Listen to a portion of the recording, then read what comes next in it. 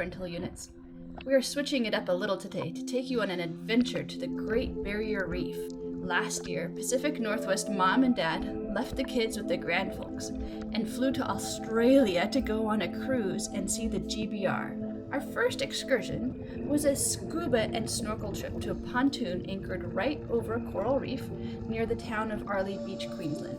Funnily enough, we hadn't been scuba diving in over 10 years, so there was a lot of cramming our scuba instruction books on the way.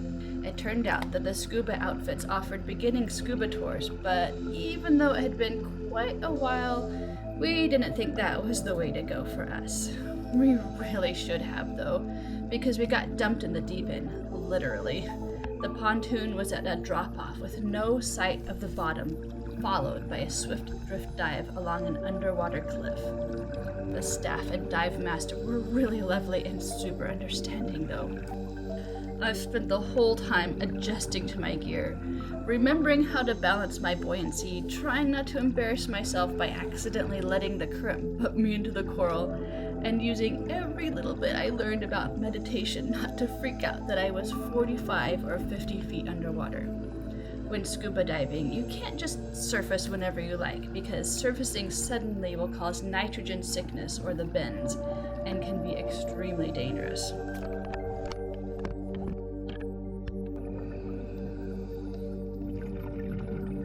As you can see, filming my cool GBR scuba dive adventure was the last thing on my mind.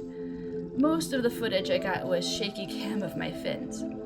While I had my own GoPro, they also had them for rent. In hindsight, I don't recommend that you film yourself scuba diving, even if you have more experience. To get really good shots, you need special lights.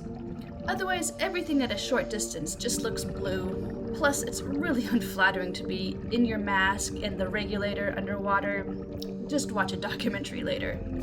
Thank you for coming along, and we'll catch you next time. Take care out there and do the thing.